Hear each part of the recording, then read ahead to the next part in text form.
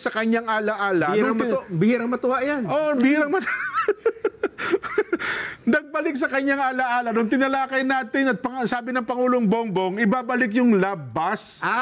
Yes! So, nabuhay daw ang alaala sa nung bata-bata pa. Suki pala ang President CRB dyan sa love bus. Dyan siya. Malapit daw kasi sa bahay nila dyan eh. Di ba terminal natin yan? Yung lumang Trinoma, yung likod ng Trinoma. Ganun ba? Oo. Ha? Yeah, tapos meron din sa may Pantranco. Andiyan ang terminal dati, yung Barangay San Roque na yan.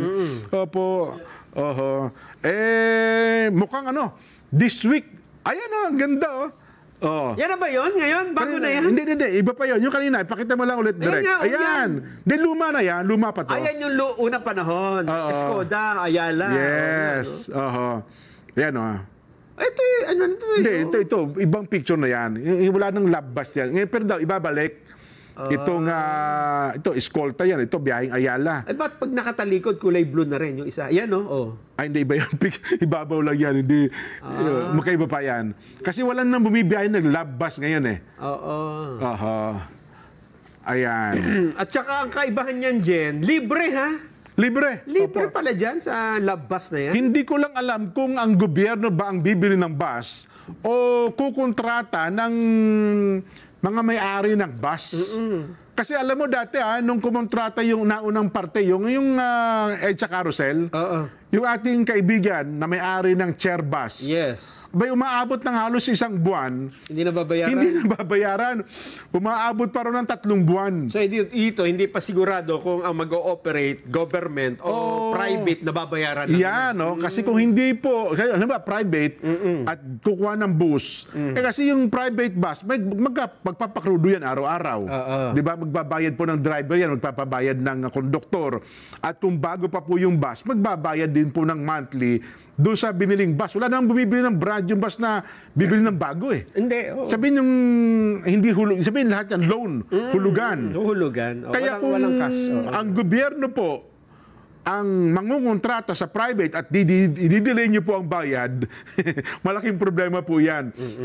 Sa krudo lang, araw-araw, mamumroblema po yan. Ngayon, hindi ko po alam kung ano ang plano dito ng DOTR at batay po sa utos ng Pangulong Bongbong kung paano ang operation nito.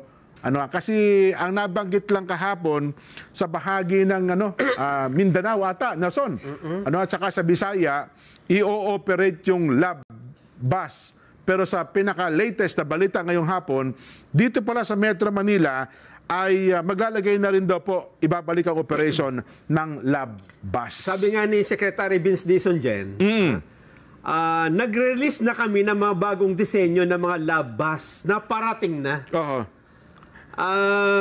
Ayun, sabihin, gobyerno na bibili talaga. Oo, gobyerno. Ayun, papaswelduhan nila yung driver sa konduktor, ganun ba ibig sabihin? Kasi ganito, nag-launch tayo ng libreng sakay, isang ruta sa Cebu. Nag-launch din tayo ng isang ruta ng libreng sakay sa Davao City. Yung dalawang rutang yon ang uunahin nating lab bus routes. Libre yan ng peak hours. Hindi pala Cebu maghapon. Peak hours lang. From 6 a.m. to 9 a.m. at sa hapon 5 p.m. to 8 p.m. Ayan. Sa Metro Manila, naghahanap pa kami ng ruta sa labas ng EDSA.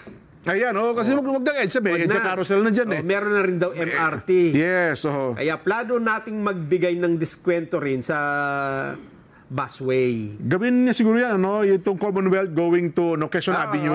Papuntang yan, going to Quiapo. Quiapo, Fairview. O kaya naman, kung Taft Avenue kasi, maliit yung Rizal Avenue Yung karsada dyan, jeep, punuan na lagi, maglagay siguro tayo Rojas Boulevard. R10 going to Rojas Boulevard. At saka dati meron pang double-decker Dati, di ba? Double-decker. Sa Hong Kong, yan, pangkaraniwan yan. Dati sa Rojas Boulevard, meron. Ayan, kita mo. Sabi ni President CRB, meron niya sa may parte ng Pilcoa, doon sa may kinatatayuan daw ng dalawang gas station. Dati? Yes. Noong unang panahon. Yes. Anong unang panahon doon ni Gabriel Silang? Doon daw ata, tumatambay siya na tandang sore. Sabi ni, talaga daw si President CRB, alam na alam mo mga